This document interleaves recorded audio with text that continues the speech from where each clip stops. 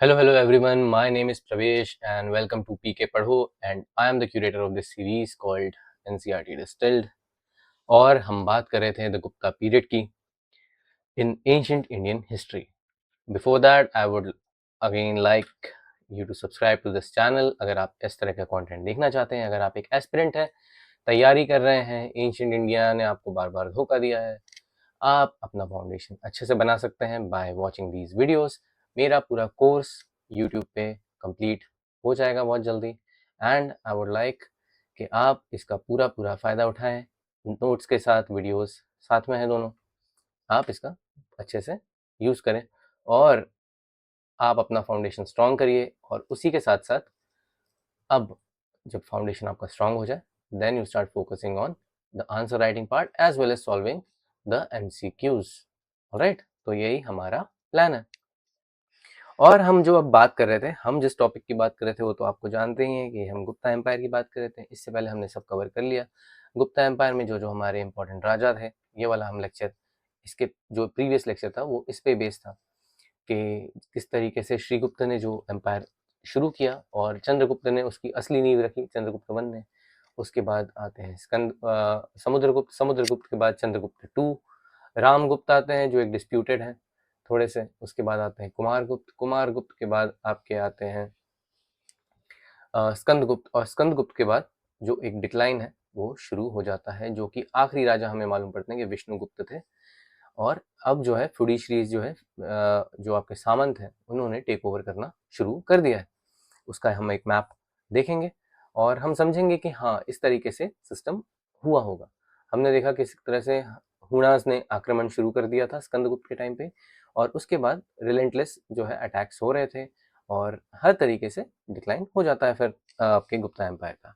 पर अब हम जो बात करने वाले हैं यहाँ पे, हम बात करने वाले हैं जो इतना बड़ा रेन था इनका, इतना बड़ा राज किया इनने इतने समय तक, पॉलिटिकल स्टेबिलिटी जो प्रोवाइड करी उस रीजन में गुप्ताज ने और उनके राज ने। तो हम ये बात करने वाले हैं कि उस टाइम के जो फीचर्स थे वो क्या क्या थे। तो इसलिए हमारा जो ये लेक्चर 27 है इस सीरीज का, इसका जो लेक्चर का नाम है ये है features of the Gupta age, part 1 है ये आपका इसका। इसमें हम बात करेंगे गुप्ता एडमिनिस्ट्रेशन की, सोसाइटी उस टाइम पे कैसी थी, रिलीजन क्या फॉलो करते थे और किस तरह प्रमोट करते थे कौन से रिलीजन को, और इकोनॉमी किस स्तर पे पहुंच चुकी थी। जब मैं बोलता हूँ कि पिनिकल था ये इकोनॉमी का उस समय का, चंद्रगुप्त टू के टाइम, वो हम बात यहाँ पे करेंगे। ठीक है, तो विदाउट फर्दर अडू हम शुरू करते हैं इस चीज को। ऑलराइट गाइस, एक छोटा सा इंट्रो है जो अभी तक हमने पढ़ा और आगे हम क्या पढ़ेंगे उसका। तो गुप्ता एज जो है आपकी, ये 300 टू 500 सी जो है आपकी, लगभग 250-300 साल के आसपास की, is regarded as one of the most significant periods of ancient Indian history. Following centuries of political fragmentation and after decline of the Mauryas and the post-Mauryan kingdoms, Guptas re-established imperial authority over much of the northern India। जो आपके मौर्यंस है उसके बाद फिर से imperial authority establish हुई थी northern India में। This period witness remarkable achievements in administration, economy, religion, literature, science, art and architecture. Okay, इन्हीं की हम बात करेंगे। संस्कृत लिटरेचर को इस टाइम सबसे अच्छा जो है एक नई ऊंचाई, एक नई सीमा प्रदान की जाती है संस्कृत लिटरेचर को। अब ये यहाँ डेवलप होना शुरू होता है। जो इंपॉर्टेंट टेक्स्ट है, साइंस का जो डेवलपमेंट है, अब जो इसकी लैंग्वेज है वो संस्कृत है। जो हमने पहले का पार्ट देखा वहाँ साइंस इतना डेवलप नहीं हुआ था, लेकिन अब जो डेवलपमेंट चालू हुआ है उसका मेजर फंक्शन है, यानी मेजर लैंग्वेज है संस्कृत। एलिट्स की लैंग्वेज है, पढ़ने की ज़रूरत है, वेदास भी पढ़ने की ज़रूरत है, क्योंकि अब जो है ब्राह्मणिज्म जो है वो भी अपने पिनेकल पे है इस समय। और जो ऑल्दो रिचुअलिस्टिक्स नहीं, रिचुअल्स इतने नहीं बचे, लेकिन अब एक नए हम ऑप्शन की तरफ बढ़ रहे हैं जो कि वैष्णविज्म और शैविज्म है, जहाँ पे मैं भगवान की मूर्ति बना के उसकी पूजा कर सकता हूँ। इस तरीके का डेवलपमेंट अब शुरू हो चुका है। मेजर एडवांसेस वो made in mathematics and astronomy. ठीक है, आर्यभट्ट हमें दिखते हैं, वराहमिहिर दिखते हैं, इसी समय की बात है ये सारी। And classical forms of Indian art and temple architecture flourished. काफी जो है मंदिर बनने अब शुरू होते हैं इस पीरियड से। हम मंदिर निर्माण का कार्य जो है, जो हम पढ़ेंगे भी, मंदिर जितने बने हैं नागर स्टाइल राइट्स, वो जो मेन उसका कॉन्सेप्ट है वो अब इस समय यहाँ से शुरू होता है। इसके पहले मंदिर बनते नहीं थे क्योंकि रिचुअलिस्टिक प्रैक्टिस थी, यज्ञ करना पड़ता था भगवान से बात करने के लिए आपको। पर अब आप भगवान से बात करते थे एक मंदिर, एक जगह पे जाके, जहाँ पे आपके आराध्य की मूर्ति रखी है, आप वो जाके पर्सन टू पर्सन आप उस तरीके से, पर्सन टू गॉड यानी भगवान से आप बात कर सकते थे, उनकी पूजा कर सकते थे, उनका नाम ले सकते थे। इस तरीके से चीजें शुरू होती हैं। Owing to these achievements, many historians have described Gupta period as golden age of ancient India. All right, ये यहाँ पे यही बात है जो हमने ये डिस्कस किया, उसी को मैंने चार्ट के फॉर्म में लिख दिया है यहाँ पे, आप पढ़ेंगे इसको, ठीक है। ये आपको डायरेक्ट एक पॉइंट दिखा देगा। जैसे अगर आपको आंसर राइटिंग करनी है तो आप सीधे पॉलिटिकल में ऐसे लिख सकते हैं कि स्टेबिलिटी दी, इंपीरियल यूनिटी बनी नॉर्दर्न इंडिया में, बस ऐसे डायरेक्ट।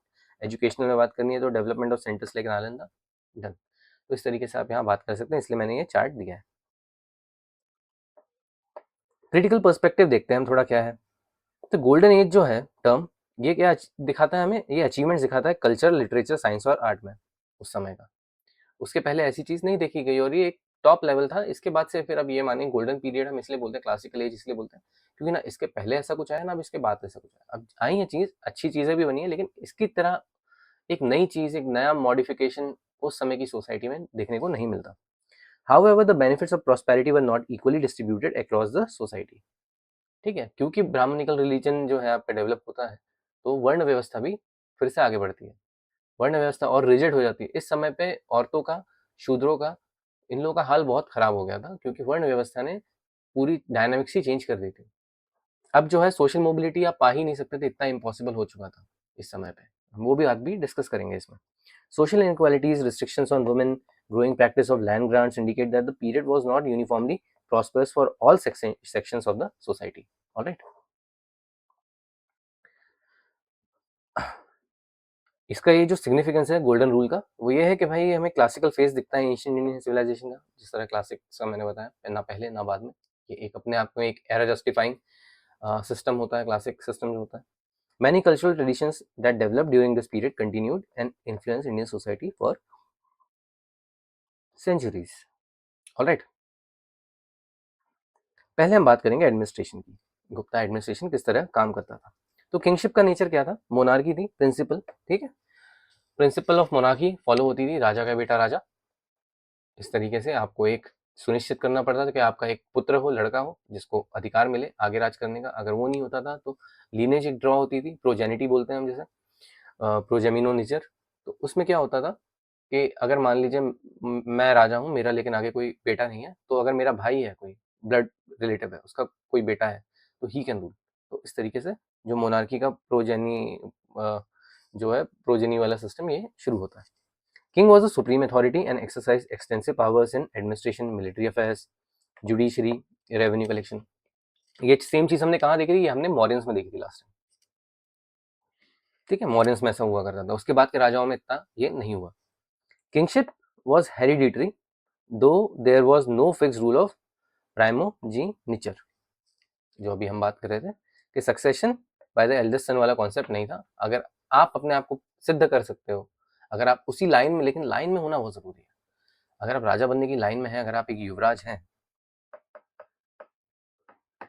तो ही आप थ्रोन पे बैठने के अधिकारी हो। तो ये जो पर्टिकुलर ये था कि सबसे बड़ा राजा के मरने के बाद उसका भाई राजा बन जाएगा, या राजा के मरने के बाद उसका बेटा राजा बन जाएगा। It was not necessary. राजा के मरने के बाद उसका भाई भी राजा बन सकता था अगर वो अपनी काबिलियत सिद्ध कर दे तो, ठीक है।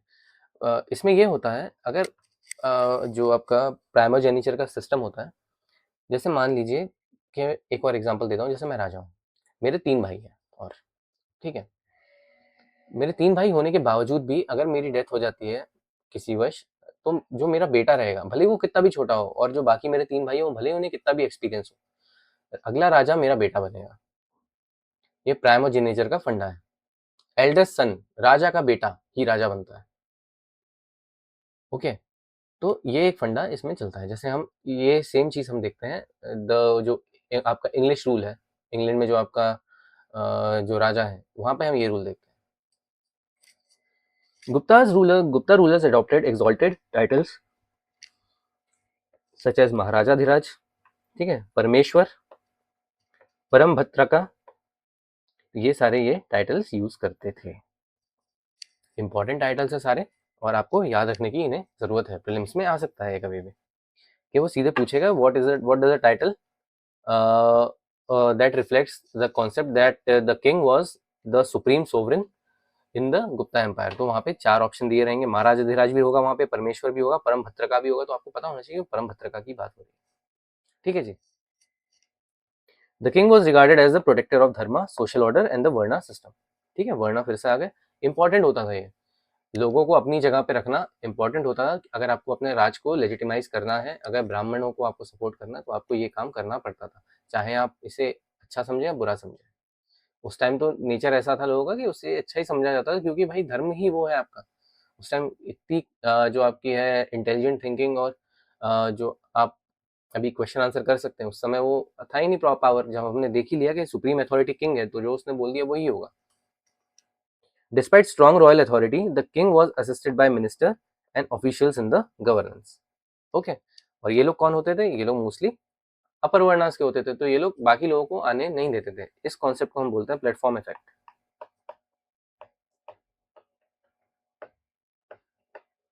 प्लेटफॉर्म इफेक्ट से आप ये समझिए, आज के टाइम भी हमारे रिजर्वेशन सिस्टम में होता है। प्लेटफॉर्म इफेक्ट का ये मतलब होता है कि मान लीजिए 100 लोग लाइन में खड़े हैं एक ट्रेन पकड़ने के लिए, एक आदमी उसमें से ट्रेन में चढ़ जाता है, यानी वो आरक्षण का फायदा उठा लेता है। या तो आज के टाइम में अगर हम ये बात करेंगे, और उस टाइम पे हम बात करेंगे वर्ण व्यवस्था की, कि अगर मान लीजिए एक पर्टिकुलर वर्ण का आदमी उस लेवल पे पहुंच जाता है, अब वो ये कोशिश करता है कि जो बाकी लोग हैं लाइन में, 99 लोग खड़े हैं 100 में से, अब वो 99 लोगों को ट्रेन में चढ़ने का मौका ना मिले। सारे के सारे जो मेरे, अगर मान लीजिए कोशिश करूंगा, मैं अगर ट्रेन में चढ़ चुका तो मैं अभी ये कोशिश करूंगा कि पहले मेरे रिलेटिव जो है, जो मेरे पहचान वाले, जो मेरे दोस्त हैं, जो मेरे रिश्तेदार है, समधी है, नाती हैं, वो लोग पहले उस ट्रेन में चढ़ने का सौभाग्य पाए, ना कि वो लोग जिनको मैं जानता भी नहीं, भले ही वो मेरी कम्युनिटी से आते हो, मुझे उससे कोई मतलब नहीं है। तो आज के रिजर्वेशन सिस्टम में भी हम ये बातें देखते हैं। ठीक है, बहुत सारी क्लासेस ऐसी हैं जो कि बहुत सारे रिजर्वेशन का फायदा उठाती हैं, लेकिन वो आगे उसे डिस्ट्रीब्यूट नहीं होने दे रही हैं। आईएएस का बेटा आईएएस बन रहा है, टाइप्स लाइक दैट। और ये पहले के समय में ये होता था कि अगर आप एक ब्राह्मण वर्ग के हैं या क्षत्रिय वर्ण के हैं, आप अगर पहुंच गए एक अच्छी जगह पे, मिनिस्टर या ऑफिशियल बन गए, तो अब आप ये कोशिश करेंगे कि वैश्य वर्ण या शूद्र वर्ण के लोग, या अपने खुद के वर्ण के लोग जो निम्नतर स्थल पे हैं, वो लोग ऊपर ना चढ़ सके। Administrative hierarchy. Gupta Empire had a well-organized administrative structure extending from central government to the village level. पूरा एक सिस्टम इनका हुआ करता था। क्या था? तो सबसे ऊपर आपके राजा हुआ करते थे, उसके बाद आता था भुक्ति या प्रोविंस। प्रोविंस का हेड होता था आपका उपारिका। ठीक है जी। फिर इसके बाद आते थे आपका वैश्य या डिस्ट्रिक्ट, इसका हेड होता था आपका वैश्यपति। उसके बाद विथि आता था, जो एक सब डिस्ट्रिक्ट होता है, जैसे आज के टाइम में तहसील हो गया हमारा। और ये ईस्टर्न इंडिया में इसे बहुत देखा गया, जो बंगाल वाला साइड था और बिहार वाला साइड था, उस तरफ विथि का कॉन्सेप्ट चलता था। ठीक है। और इसके बाद आता है विलेज। विलेज का आपका था विलेज हेडमैन या विलेज एल्डर्स, एक पंचायत का सिस्टम टाइप सिस्टम भी था, और ग्रामीणी का सिस्टम या भोज का सिस्टम, ये भी कंटिन्यू चल रहा था। प्रोविंशियल और लोकल एडमिनिस्ट्रेशन किस तरीके से काम करते थे, यही वाली जो बात है जो हमने चार्ट में बताई, अब इसको हम डिटेल में पढ़ेंगे थोड़ा सा। तो भुक्ति जो होता था आपका राज्य, जैसे आज का राज्य है या प्रोविंस, तो empires were divided into bhuktis. Each bhukti was administered by an uparika provincial governor. Okay. वैश्य एक डिस्ट्रिक्ट को बोलते थे, जो कि ठीक है, भुक्तीस जो थे आपके वैश्यास में डिवाइडेड है, जिस तरह आज हमारे जो स्टेट्स है वो डिस्ट्रिक्ट्स में डिवाइडेड है, वो होते थे। और इसका जो हेड होता था ये होता था वैश्यपति।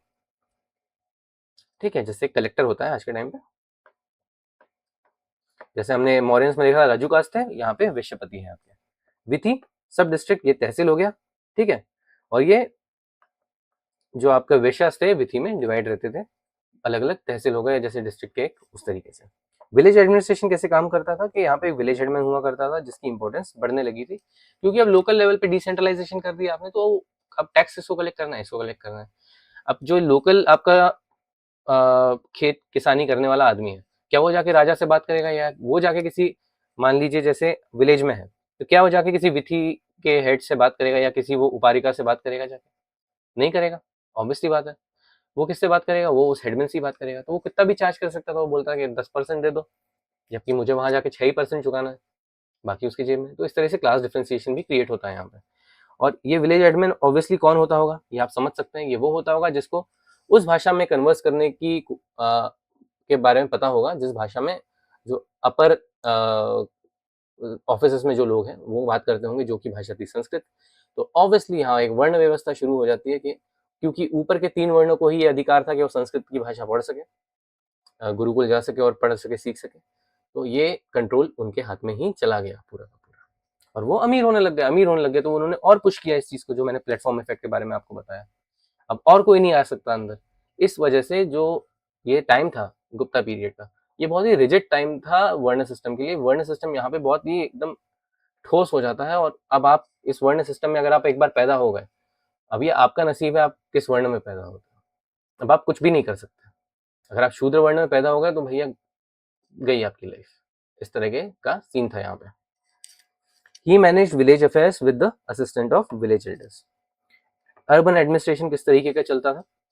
Leading citizen participated in local administration. Leading citizen जो ज्यादा कमाते होंगे ऑब्वियसली, जो ज्यादा जानते होंगे, जो ज्यादा बहादुर होंगे, वो लोग एडमिनिस्ट्रेशन में पार्ट लेते थे। No land transaction could be enforced without the consent of important local elements. किसी इंपॉर्टेंट पर्सनालिटी से पूछे बिना, यानी जैसे ये हमने यहाँ बात करी, जो ये आपके विश्वपति वगैरह हो गए, इनकी परमिशन लगती है। जैसे आज भी हमें रेवेन्यू रिकॉर्ड्स वगैरह लगते हैं, जो हमें कलेक्टर ऑफिस से निकलवाने पड़ते हैं या रजिस्ट्रार ऑफिस से निकलवाने पड़ते हैं, उनके बिना आप जमीन का ट्रांसफर नहीं कर सकते। सेम प्रोसेस शुरू हुआ यहाँ पे। सामंत सिस्टम की हम बात करते हैं, फिडुशरीज की। ठीक है, सामंत सिस्टम में क्या हुआ, एक गुप्ता पीरियड में सामंत सिस्टम को बहुत इंपॉर्टेंस मिली। हम सामंत की बात करेंगे, इनके इसमें सामंत कौन कौन जैसे होते थे, मैं थोड़ा बहुत पॉइंट बताऊंगा। यहाँ पे इतना इंपॉर्टेंट नहीं है क्योंकि हम आगे पढ़ने ही वाले हैं बेसिकली वो सब। तो samanta maintain themselves through local resources, particularly land, खेती किसानी और जो आपका खनिज वगैरह निकलता था उसी से अपने आप को भरण पोषण करते थे सामंत।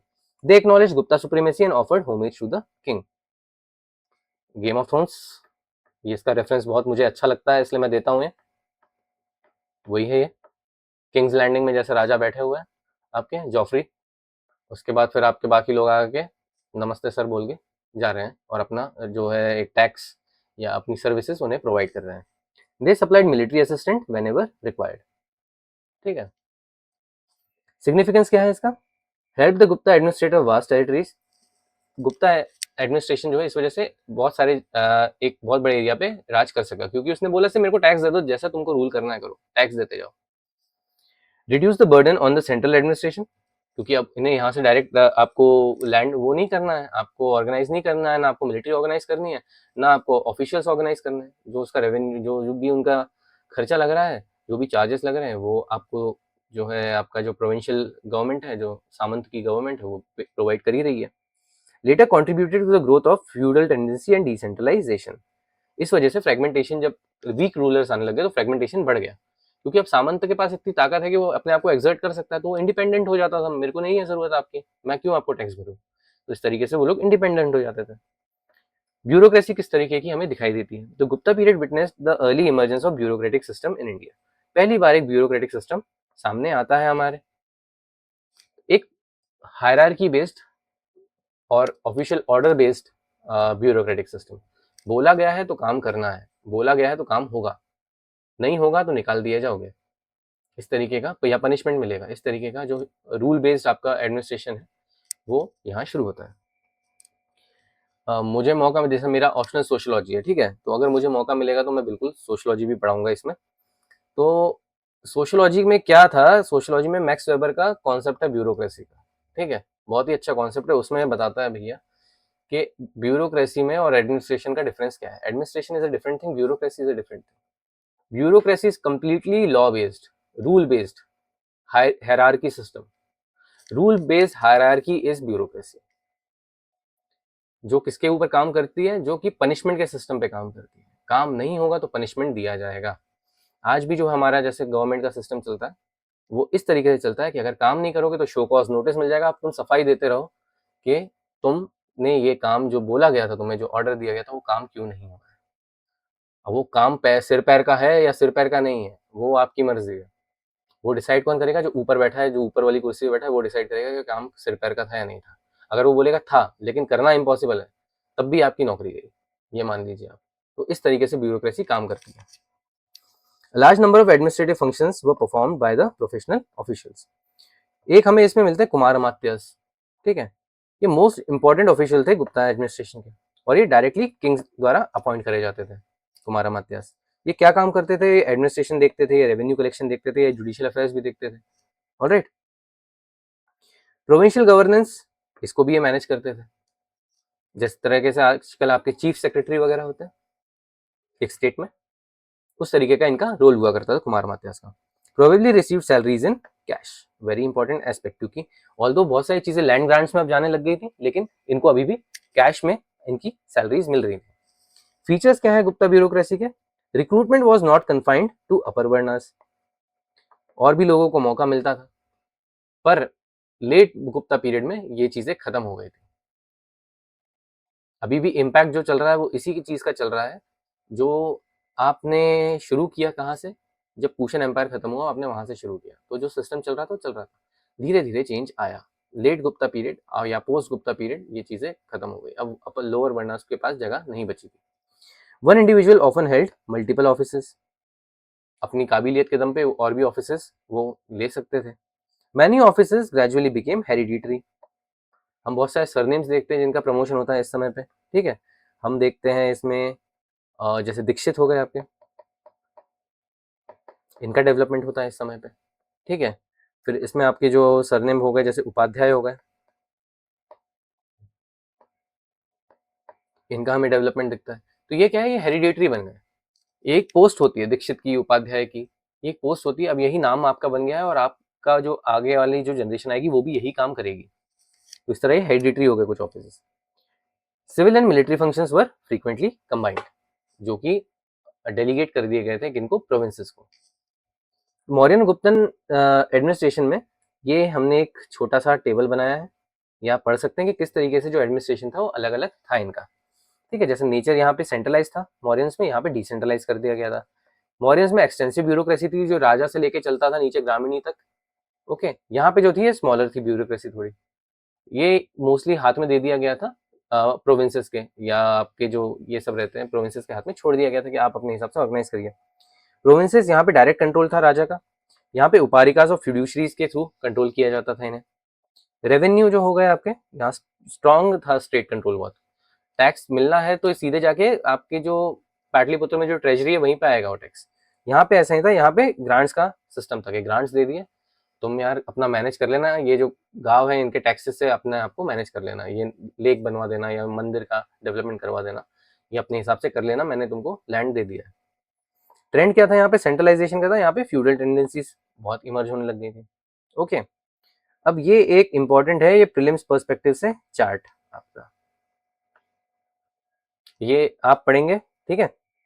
मैं आपको ये नहीं पढ़ के बताऊंगा, क्योंकि अगर मैं ये पढ़ाने बैठ गया तो बहुत लंबा हो जाएगा हमारा, तो आप ये पढ़ लीजिएगा, ठीक है। बस मैं इसमें से कुछ कुछ बता देता हूँ कि कुछ इंपॉर्टेंट है, जैसे किस तरीके से। तो कुछ ऑफिसर्स हुआ करते थे, जैसे हमने कुमार अमात्यास तो हमने पढ़ लिया, ठीक है। फिर एक है महाबल्धिकृता, एक ये हो गए, या फिर कमांडर इन चीफ हुआ करते थे इस तरीके से। महाप्रतिहारा, ये पैलेस गार्ड हुआ करते थे, जो पैलेस का ध्यान रखते थे राजा के, ठीक है। फिर उसके बाद आपके हो गए सर्वाध्यक्ष, इंस्पेक्टर या supervisor of all central departments, अलग अलग डिपार्टमेंट हुआ करते हैं जिनके एक हेड होते थे, जिनको सर्वाध्यक्ष कहा जाता था। दूतक, रॉयल मैसेंजर, ठीक है। उस्तापला या पुस्तापला, जो भी बोल सकते हैं आप, तो ये लैंड रिकॉर्ड मेंटेन करते थे, ओके। फिर एक होता है आपका कायस्थ, ये एक नई जाति भी इमर्ज हुई थी और एक पोस्ट भी थी कायस्थ की। ये क्या करते थे, स्क्राइब्स थे, जो आज के स्टेनो का काम होता कि राजा क्या बोल रहे हैं, या मुझे कहीं पे कुछ इंस्क्राइब करना है, या कितना पैसा आया, मुंशी जी वाला काम होता है, वो काम किया करते थे। तो ये कुछ इंपॉर्टेंट आपके पोजिशन और पोस्ट है, ये आप पढ़ेंगे इसमें, ठीक है। और बिल्कुल पढ़िएगा, प्रीलिम्स में डायरेक्ट क्वेश्चन आ जाता है कि this word is associated with Gupta period, इसका मतलब क्या होता है, बस ऐसा क्वेश्चन आता है, तो ये पढ़ना बहुत जरूरी है, ओके। अगला हमारा टॉपिक है इकोनॉमी क्या थी गुप्ता पीरियड की। हमने देखा किस तरीके से बहुत गोल्ड कॉइन्स जो है रिलीज करे गए उस समय पे, ठीक है। कुछ कुछ हमें कई जगहों पे कॉपर कॉइन्स भी दिखते हैं, लेकिन बहुत सारे गोल्ड कॉइन्स थे, सिल्वर कॉइन्स हमारे हमें देखने को मिलते हैं। और फिर हमने अलग अलग टाइप के कॉइन्स देखे थे, जैसे हमने अश्वमेध टाइम देखा था, राइनोसोरस स्लेयर देखा था, कुमार देवी टाइप कॉइन देखा था, अलग अलग टाइप के हमने कॉइन्स देखे गोल्ड के। गोल्ड कॉइन्स का बहुत प्रचलन बढ़ गया था यहाँ पे, यानी इसका मतलब क्या है कि गोल्ड की हमारे ट्रेजरी में होल्ड था गोल्ड का, हमारे पास गोल्ड एक्सपेंड करने के, यानी इतनी वेल्थ थी कि गोल्ड एक्सपेंड किया जा सके। एग्रीकल्चर जो था ये बैकबोन था उस टाइम पे, और कुछ ऑप्शन तो था नहीं, और सेटलमेंट हो ही चुका था। Majority of the people lived in villages and dependent on agriculture. Trade, commerce, industries, guild flourish during the early Gupta period. Early की बात कर रहा हूँ मैं, ओके। जब अटैक्स होने लग गए और जब डिक्लाइन शुरू हो गया ट्रेजरी वगैरह का, तो ये भी बहुत कम हो गया, क्योंकि अब छोटे छोटे राजा, मैंने जैसे बताया कि पूरा उत्तर पथ है अगर, तो पूरे उत्तर पथ तक जो है, अगर आपको मगध से निकल के आप तक्षशिला तक जा रहे हैं, तो बहुत सारे छोटे छोटे राज्य हैं, अब कहाँ कहाँ तक टोल दोगे आप। पहले आपने एक बार टोल भरा, आप पहुंच गए सीधे उत्तर पथ पे, आप सिल्क रोड ज्वाइन करके चले गए रोम।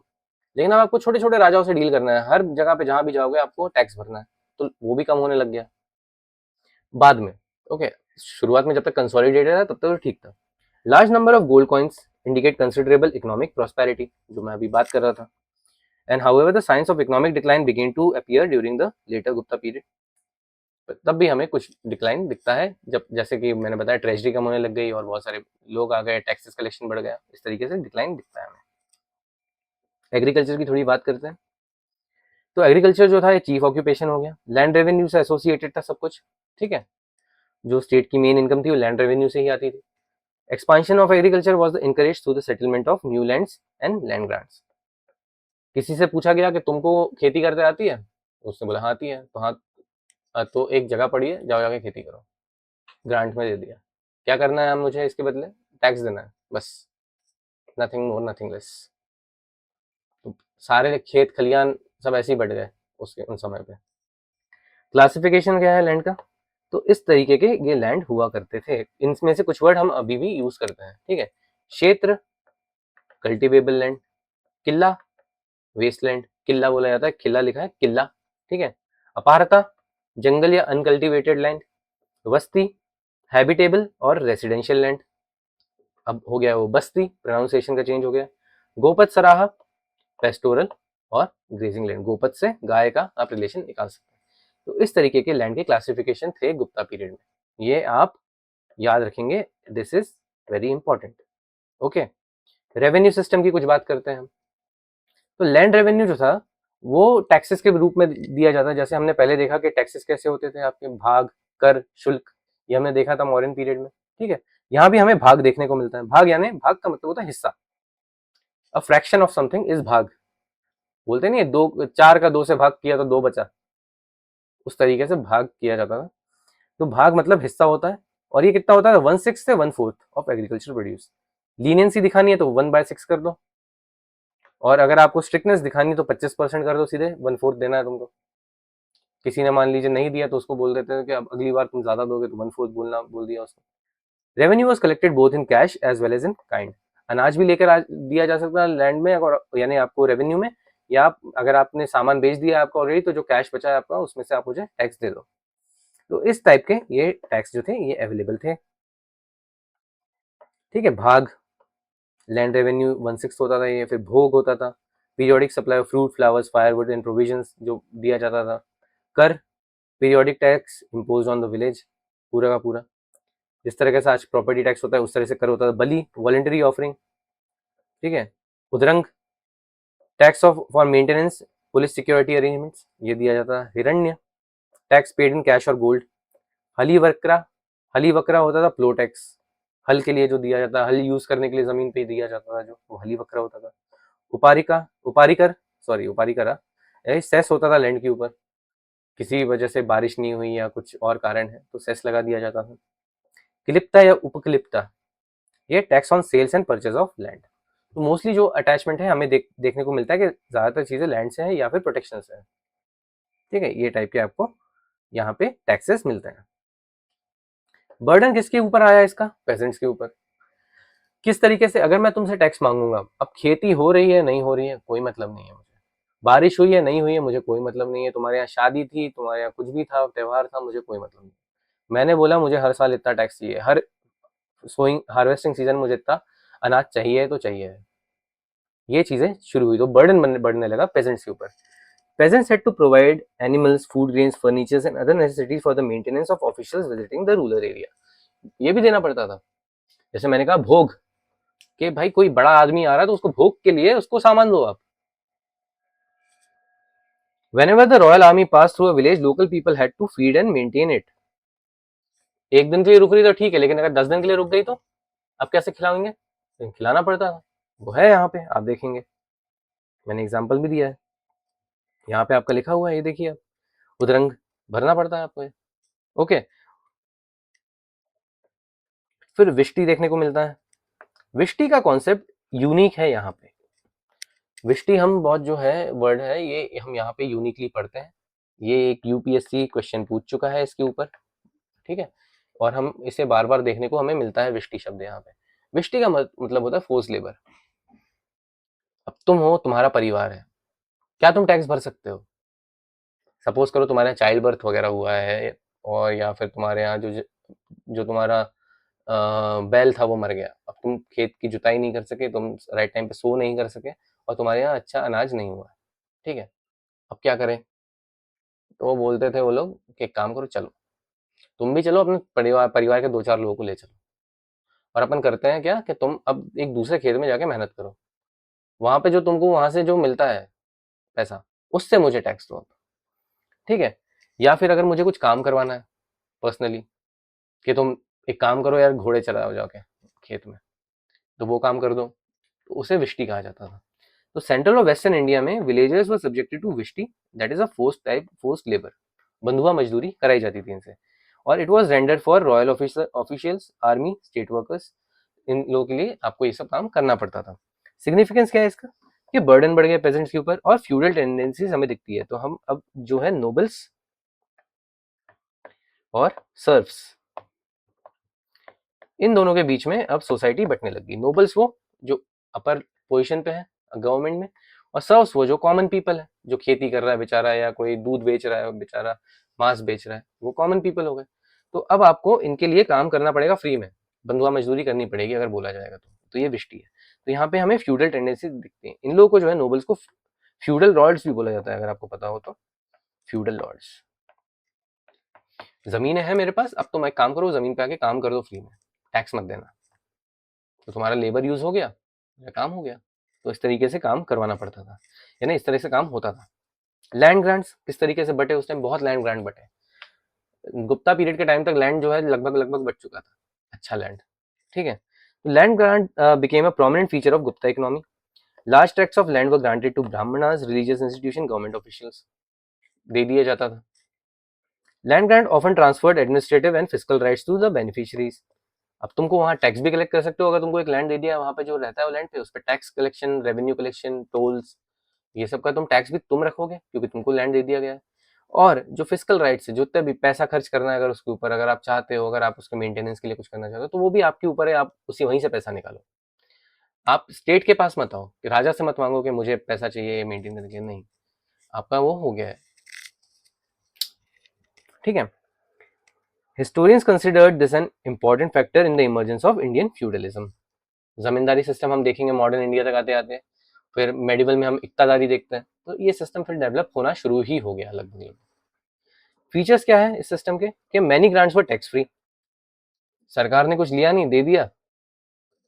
अब एडमिनिस्ट्रेटिव फिजिकल राइट्स भी चलेगा तुम्हारे, अब तुम वो लैंड अब तुम्हारे कोई काम का नहीं है, सरकार के कोई काम का नहीं है, राज्य के कोई काम का नहीं है, अब वो पर्सनल प्रॉपर्टी बन के रह गया लगभग।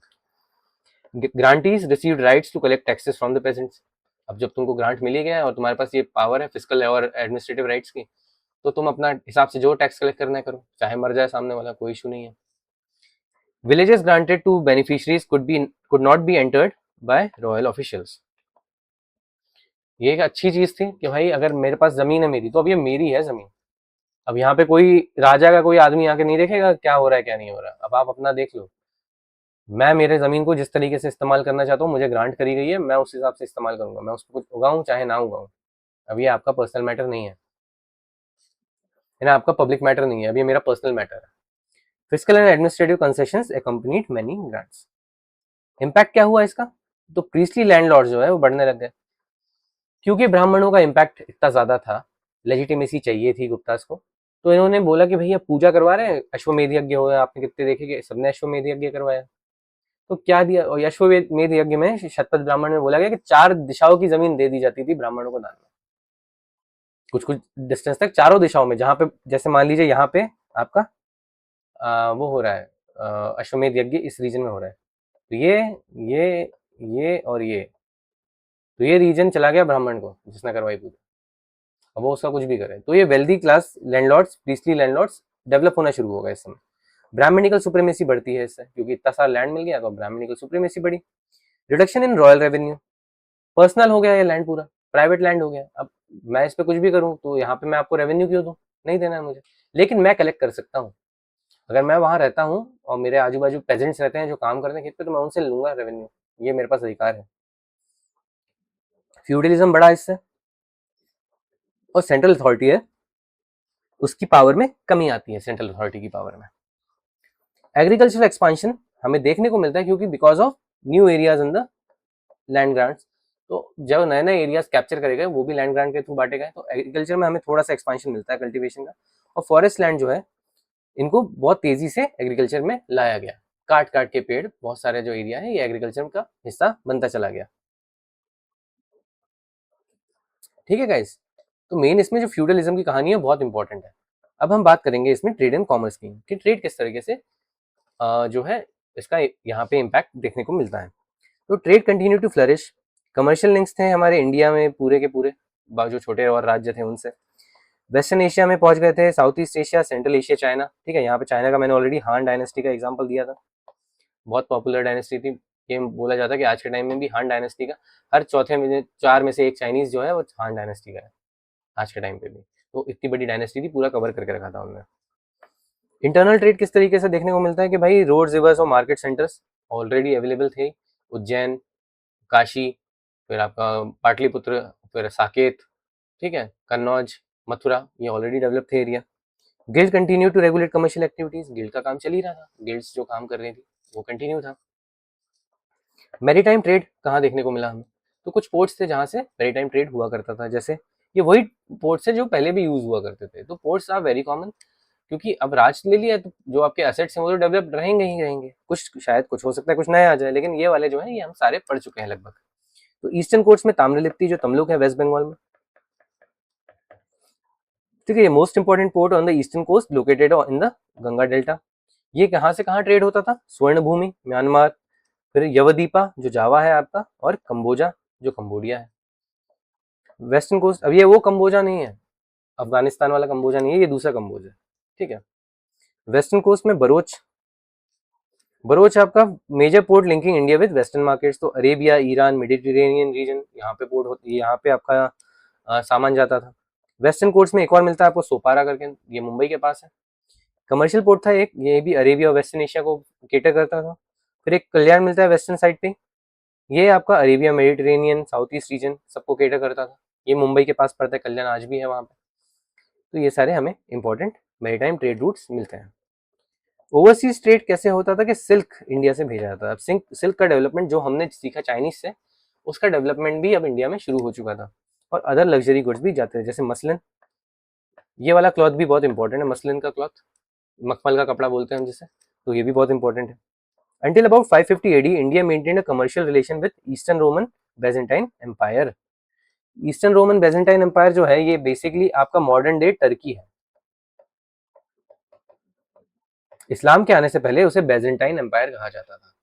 हागिया सोफिया मॉस्क के बारे में आपने सुना होगा।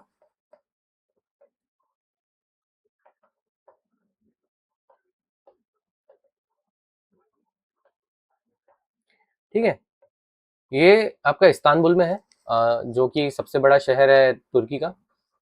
कैपिटल नहीं है इस्तांबुल तुर्की का, याद रखिएगा, बहुत लोग कंफ्यूज होते हैं। तो लेकिन सबसे बड़ा शहर जरूर है। तो इस्तांबुल में है हागिया सोफिया मॉस्क, ये बेजेंटाइन एम्पायर के टाइम का बना हुआ है। क्रिश्चियनिटी तो ऑब्वियसली आई चुकी है, 550 एडी चल रहा है, और अब रोमन्स जो है वो भी क्रिश्चियनिटी एक्सेप्ट करने लग गए। तो बेजेंटाइन एम्पायर जो था वहाँ पे हागिया सोफिया मॉस्क जो बना था, मस्जिद जो बनी थी, वो एक्चुअली पहले एक चर्च था जो क्रिश्चियंस ने बनाया था। तो ये इस्तांबुल में उस टाइम का है। ठीक है, तो इनके साथ ट्रेड रिलेशन हमें मिले हैं। लैंड रूट्स हमें दिखते हैं, मर्चेंट्स, रिलीजियस मिशनरीज जो है ये ट्रैवल करती थी कहाँ? Central Asia, China. वैदिक रिलीजन भी हमने कहीं कहीं जगह फैलाने की कोशिश करी, अर्मेनिया तक,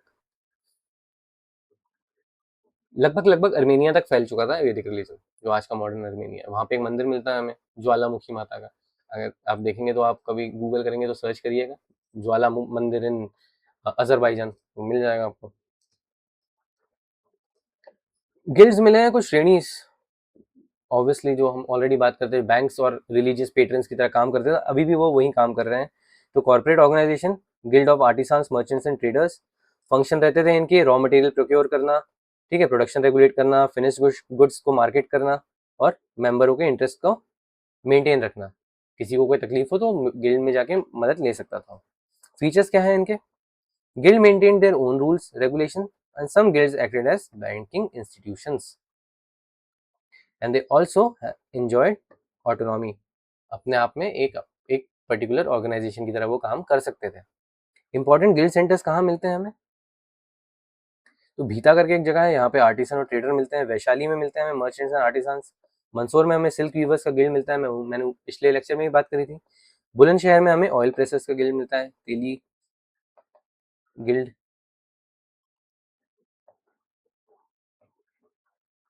ठीक है, यानी बुक में लिखा हुआ है ये, इसलिए मैं यहाँ मेंशन कर रहा हूँ, अदरवाइज मुझे कोई ऐसा वो नहीं है। ये यहाँ पे मेंशन था, ऑयल प्रेसर्स का गिल्ड मिलता है। कॉइनेज, गोल्ड कॉइन्स और दिनार्स, ये डेवलप होते हैं गोल्ड कॉइन्स और दिनार्स। तो Gupta issued largest number of gold coins in ancient India, ये हमें पता है। उस समय में बीमा खडिप्सिस ने जो कॉन्सेप्ट शुरू किया था, उसके बाद जो है आपके जो गुप्ताज हैं वो ये पूरी तरीके से एक बहुत अच्छी क्वांटिटी में गोल्ड कॉइन्स लेकर आते हैं। इनको भी दिनार कहा गया था, कुशंस भी दिनार कहते थे उन्हें। ठीक है, दे provided important evidence regarding Gupta economy, religion and political achievements. यही वाला हमने डायग्राम देखा था पिछले वाले, जो इमेज हमने पिछले वाले लेक्चर में भी देखी थी, वही वाली मैंने यहाँ पे भी डाल दी है, आप फिर से देख सकते हैं। ठीक है, सिग्निफिकेंस क्या है कॉइनेज का? कि इकोनॉमिक प्रॉस्पेरिटी दिखाता है, गोल्ड का बन रहा है भैया इतने सारे वो भी कॉइन्स, तो इकोनॉमिक प्रॉस्पेरिटी है। फ्लरिशिंग ट्रेड एंड कॉमर्स दिखाता है। जब गोल्ड इंडिया में बनता ही नहीं है तो ऑब्वियसली बाहर से आ रहा होगा, बाहर से आ रहा होगा तो हम कुछ ट्रेड में सामान दे रहे होंगे, तो इस तरीके से ये चीज़ दिखाई दी जाती है इसमें। और ये इंपॉर्टेंट सोर्स है गुप्ता हिस्ट्री का, क्योंकि हमें ये सारे इसमें मोटिव्स और डिजाइन्स मिलते हैं। तो ये डिज़ाइन ये हमें एक बताता भी है कि किस तरीके से उस टाइम की जो पॉलिटी वगैरह चलती थी और एडमिनिस्ट्रेशन काम करता था उस हिस्ट्री में गुप्ता टाइम की, वो क्या था। इंडस्ट्री और क्राफ्ट्स किस किस तरीके के थे उस समय? तो मेजर इंडस्ट्री आपको मिलती है textile, metal industry, jewellery, ivory work, pottery. हर जगह लगभग यही मिलती है, क्योंकि टेक्नोलॉजी एडवांस हो रही है लेकिन एक पर्टिकुलर सेगमेंट में ही एडवांस हो रही है। मेटलर्जी का वर्क है, जो हमें मेहरौली आयरन पिलर दिखता है। ठीक है, ये एक इम्पॉर्टेंट आपका जो मेटलर्जी में वर्क है ये दिखाता है। और इस टाइम ब्रॉन्ज का भी काम जो है अच्छे से शुरू हो गया था, ब्रॉन्ज के बर्तन वगैरह बनना, मूर्तियां बनना, ये शुरू हो चुका था, ये भी हम देखते हैं। साइंस ऑफ इकोनॉमिक डिक्लाइन, किस तरीके से इकोनॉमिक डिक्लाइन हमें दिखता है लेट पीरियड में, जो लेट आपका गुप्ता पीरियड है वहां पे। ठीक है, तो माइग्रेशन ऑफ सिल्क वीवर्स हम ये देखते हैं कि in 473 a guild of silk weavers migrated from Gujarat to Malwa. यहाँ से हट गए, वो मालवा की तरफ चले गए। जो मालवा किसके अंडर आता था उस समय? सतवाहन के अंदर आता था। और जो पर्टिकुलर टाइम की हम बात कर रहे हैं अब इस समय, जो है ये आ रहा है आपका वाकटकास के अंदर, ये सॉरी राष्ट्रकूटास के अंदर। तो हम यहाँ पे हम ये चीज देख रहे हैं। अब जो है डेवलपमेंट क्योंकि शुरू हो चुका है धीरे धीरे, जो है हन भी है वो भी आ गए, तो अब परेशानी बढ़ने लग गई है। काम नहीं हो पा रहा है, ट्रेड में मुश्किलात हो रही हैं, और उसके बाद आप ट्रैवलिंग नहीं कर पा रहे हो, तो काफ़ी इश्यूज हो रहे थे, तो लोग शिफ्ट करने लग गए थे जगह, तो ये हमें देखने को मिलता है। Many abandoned weaving and adopted non productive occupation. अब जब काम ही नहीं कर पा रहा हूँ मैं, तो मैं कुछ और ले लेता हूँ ना काम करने के लिए, समोसे बेचने लगता है। अगर सिल्क नहीं बना पा रहे हैं तो क्या मतलब है उसका, घर तो चलाना ही है, तो अब वो चेंज कर देते हैं अपना ऑक्यूपेशन ही। सिग्निफाई क्या करता है ये? तो declining demand of luxury textiles बाहर। ठीक है, और suggest weakening trade and commercial activities, क्योंकि इतना टैक्स वगैरह बढ़ गया था, लोकल छोटे छोटे रूलर्स के आने की वजह से जो टैक्स लगाते थे, तो उन्होंने छोड़ ही दिया, छोड़ो अब बाहर जब अनकॉम्पिटिटिव हो गया आपका प्रोडक्ट, तो अब मतलब ही नहीं है बेचने का उसको। लैंड ग्रांट्स का भी हमें इम्पैक्ट कुछ देखने को मिलता है कि भाई स्टेट रेवेन्यू कम हो गया, लैंड को पर्सनल प्रॉपर्टी बोल दिया ना यार, अब वहाँ पे अब स्टेट का कोई आदमी जा नहीं सकता, कुछ कर नहीं सकता, वहाँ पे जो है अपने फाइनेंशियल फिजिकल राइट्स और एडमिनिस्ट्रेटिव राइट्स उसके हैं जिसको ग्रांट दिया गया है, तो अब वहाँ पे वो कुछ नहीं कर सकते। लोकल लैंडलॉर्ड्स फिड्यूशरी को ताकत मिल गई और पैसा बनाने की, जिससे बाद में वो अपने रिसोर्सेज को जोड़ के एग्जर्ट कर सके अपनी पावर को, और contributed to the economic decentralisation as well. Okay, ये भी हमारा इकोनॉमी वाला जो पार्ट है ये खत्म होता है यहाँ पे। सोसाइटी देखते हैं थोड़ा सा कि समाज में क्या हो रहा था अब इस समय। पैसे की बात कर ली, एडमिनिस्ट्रेशन की बात कर ली हमने, और समाज में क्या हो रहा था, एक लोकल आदमी, एक कॉमन आदमी, क्या चल रहा था उसके मन में, महिलाओं की क्या स्थिति थी, वर्ण व्यवस्था किस तरह से अपना ग्रिप बना रही थी रोज, वो हम इसमें बात करेंगे। Gupta society was predominantly based on the varna system. Period witness the growth of brahmanical traditions and social hierarchy. क्योंकि ब्राह्मणों को ब्रह्मदेय के नाम पे बांट दिया जाता था लैंड, तो उनके पास अथॉरिटी आ गई यार, बहुत सारी पावर आ गई, अथॉरिटी आ गई, पैसा आ गया, अब वो अपने हिसाब से मैनिपुलेट कर सकते थे चीजों को। राजाओं को उनकी बात सुननी पड़ती थी लेजिटिमेसी के लिए, उसका कोई ऑप्शन ही नहीं था। तो अब ये लोग काफी ताकत से अपने आप को एक्सर्ट करने लग गए थे। तो इनके प्रायोरिटी में सबसे पहला काम क्या था कि भाई लोगों को उस लेवल पे मत आने दो जहाँ पे हम ऑलरेडी प्रेजेंट हैं, platform effect.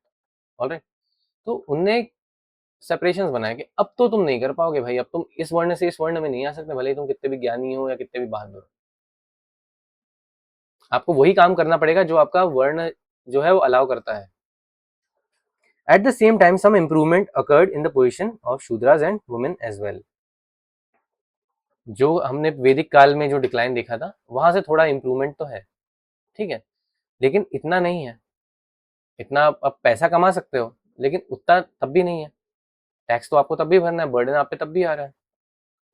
The account of Chinese Pilgrim फाहिन provides valuable information regarding the social life of Gupta period. Brahmanical supremacy किस तरह देखने को मिलती है कि Gupta rulers were strong patrons of Brahmanism. Already we know that, अभी हम आर्ट एंड आर्किटेक्चर पढ़ेंगे तो हम उसमें देखेंगे विष्णु की मूर्तियां, शिव के मंदिर, ये सब बनना शुरू हो गए थे। इसके लिए लगते थे आपको ब्राह्मण, ये किस तरीके से बनेगा। ज्ञानी आदमी लगता था जिसको पता हो कि आर्किटेक्चर किस तरीके से बनता, वो भी मोस्टली ब्राह्मण ही होते थे। Large scale land grants for to Brahmins enhanced their social and economic status. Brahmadeya, ठीक है, तो ब्राह्मण्स एंजॉयड क्या, tax free lands, religious authority, social prestige and economic privileges, ये मिला करते थे ब्राह्मण्स को गुप्ता पीरियड में। इसका इम्पैक्ट क्या होता है समाज पे, तो ब्राह्मण्स का जो स्ट्रेंथ है ये सोशल ऑर्डर में टॉप पे आ जाते हैं बिल्कुल ही, अब अनडिस्प्यूटेड ये सोशल हायरार्की के किंग है। यहाँ पे इनसे कोई नहीं बोल सकता, अगर इनने बोला कि तुम गलत कर रहे हो तो तुम गलत हो, तुमको अधिकार है तो तुमको अधिकार है, तुमको अधिकार नहीं है तो तुमको नहीं है। Increase influence of Brahmanical customs and traditions, और पुश किया इनने कि भैया और रिचुअल्स कराओ और पूजा करो और ये कोशिश करो, दान दो, ठीक है, ये सारी चीजें और ज्यादा पुश करी गई। और वर्ण सिस्टम को कंसोलिडेट कर दिया गया कि अब इस वर्ण का आदमी इस वर्ण में दूसरे वर्ण में नहीं जा सकता, शादियां नहीं कर सकता एक वर्ण का आदमी दूसरे वर्ण में, नहीं तो हम बहिष्कार कर देंगे। इस तरीके से और चीजें डेवलप हुई। कास्ट सिस्टम आता है तो सब कास्ट देखने को मिलती है हमें, क्षत्रियों में भी सब कास्ट आ गई, वैश्यों में भी सब कास्ट आ गई, सोनार की जात सबसे ऊपर, लोहार की जात सबसे नीचे, यानी इस तरीके से मैं डिफरेंस बता रहा हूँ कि काम के हिसाब से कौन किस तरह का काम करता है, उस हिसाब से जातों का भी डिफ्रेंसिएशन खड़ा हो गया, ठीक है। हर एक पर्टिकुलर वर्ण में, यहाँ तक कि शूद्रों में भी एक पर्टिकुलर आपकी जातें आ गई। जो आपका फिफ्थ वर्ण बोलते हैं हम जिसे, ठीक है, चांडाल्स बोलते थे, उनमें भी ये डिफ्रेंसिएशन आ गया कि हम कम पॉल्यूटिंग काम करते हैं, हम ये ज्यादा पॉल्यूटिंग काम करते हैं तो ये और नीचे हो गए।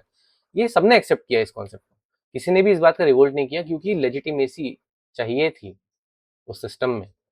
अगर आपको एक पर्टिकुलर टाइप की मोबिलिटी चाहिए, अब अगर आप इंटर वर्ण मोबिलिटी नहीं पा सकते हो, आप अगर शूद्र हैं तो आप क्षत्रिय तक नहीं जा सकते, लेकिन अगर आप एक लोअर शूद्र हैं तो आप हायर शूद्र तक तो आ सकते हो। तो अंदर ही अंदर उन्होंने अलग अलग सेगमेंटेशन कर लिया, सबकास्ट डिवाइड कर ली कि अब हम जो अपना गेम करेंगे वो यानी सोशल मोबिलिटी का, अब हम यहीं पे करेंगे इतने लेवल में, हम इसको जो वर्ण की जो हमारी सीलिंग है उसको क्रॉस करने की कोशिश नहीं करेंगे। इस तरीके से सब कास्ट का डेवलपमेंट होता है। The caste system became more complex and diversified during the Gupta period, ठीक है। क्या रीजन थे इसके, एसिमिलेशन ऑफ फॉरनर्स, ये लोग आ गए, जैसे हमने देखा साकास वगैरह हो गए, या ये जो इनके बाकी डिसेंडेंट्स थे इनको भी क्षत्रिय वर्ण में दे दिया गया। So various foreign groups were absorbed into Indian society. Each assimilated group came to be recognized as a distinct caste or subcaste. Very important aspect. अपने आप में एक अलग जात बन गई हो, क्योंकि भाई अब जो शादियां वगैरह भी हो रही है, कास्ट डिपेंड किस पे करती है। कास्ट का जो मेन आपका फंडा है, सोशियोलॉजी जब आप पढ़ेंगे तो कास्ट का डिपेंड होने के दो फंडे हैं, ठीक है। पहला है आपका शादियां,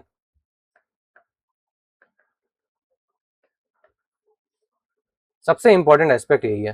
कास्ट, जो कास्ट सिस्टम आज भी भारत में बना हुआ है वो शादियों की वजह से बना हुआ है। अगर आप इंटरकास्ट शादी वगैरह नहीं हो रही है, प्रमोट नहीं हो रही है, इसी वजह से कास्ट सिस्टम सस्टेन कर पा रहा है इतने समय तक। एक तो ये हो गया, और दूसरा हो गया आपका क्लास हायरार्की।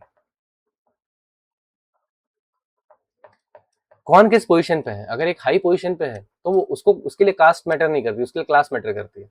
तो वो भी प्रमोट करता है कि अगर भैया कास्ट में अगर आपको मोबिलिटी चाहिए, अगर मैं एक पर्टिकुलर वर्ण में भी सबसे नीचे के तबके पे हूँ, अगर मैं धीरे धीरे ऊपर हो जाता हूँ तो मेरे को ये मौका शायद मिल जाए कि मैं उस कास्ट में अपर लेवल पे आ जाऊं।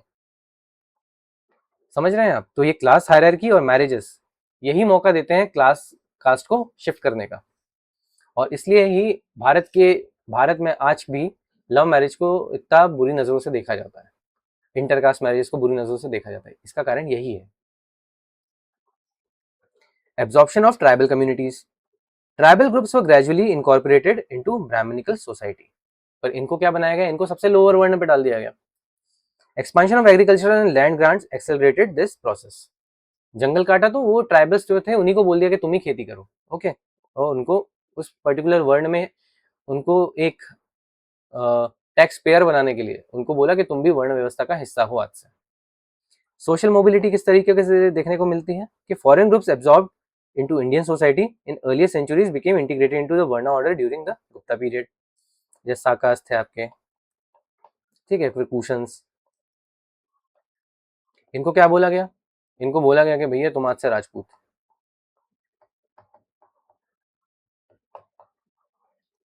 इस तरीके से डेवलपमेंट होता है इनका।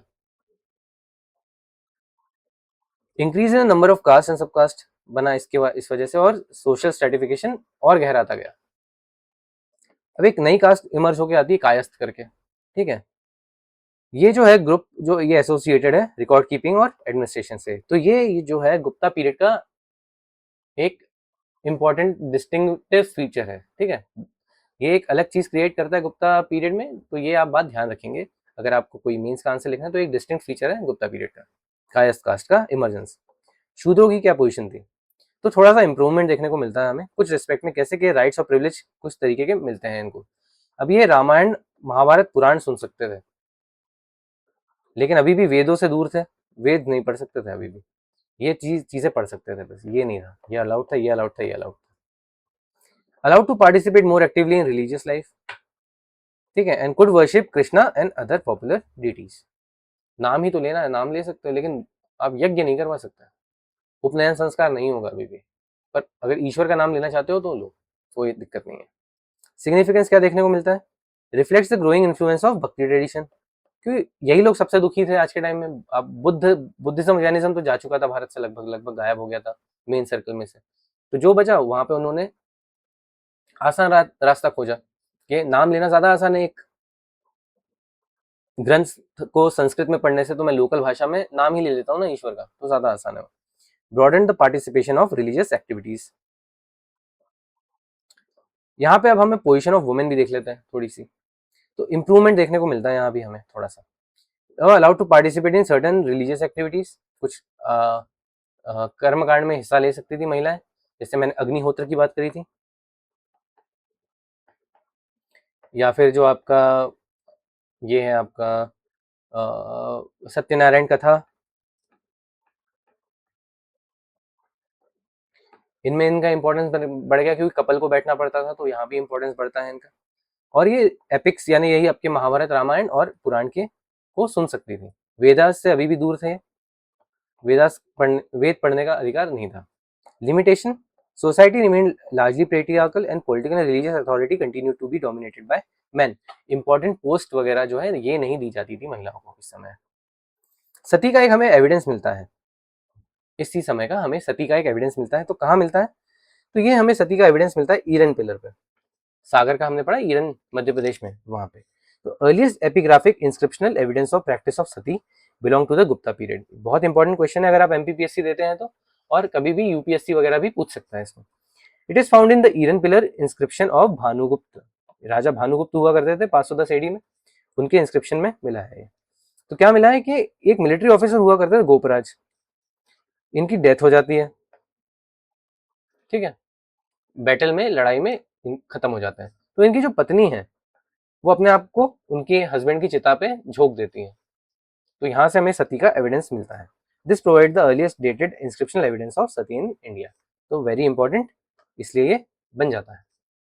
क्या सिग्निफाई करता है? Emergence of practice among certain sections of the society during the Gupta period, यानी सती प्रैक्टिस शुरू हो चुकी थी इस समय पे। suggests the growing influence of patriarchal and Brahminical social values, and there is no evidence that the practice was widespread throughout the Gupta society. ये लेकिन एक प्रूफ ऐसा भी मिलता है कि भाई हाँ हो सकता है कि एक एविडेंस एक ही जगह मिला हो हमें, और ये बहुत वाइड स्प्रेड ना हो, हर कोई नहीं कर रहा हो ये, क्योंकि हर कोई अगर करता तो पॉपुलर कल्चर जैसे पुराण वगैरह है जिनमें जीनोलॉजी तक लिखी हुई है राजाओं की, क्या उसमें एक आध लाइन मेंशन नहीं होती इस बारे में? तो इसलिए ये बोला जाता है कि हो सकता है कि इतना पॉपुलर ना हो, एक आध इक्का दुक्का इंसिडेंट्स वगैरह हमें मिले हो बस। अनटचेबिलिटी का क्या कॉन्सेप्ट रहता है? छुआछूत वगैरह था इस समय या नहीं था?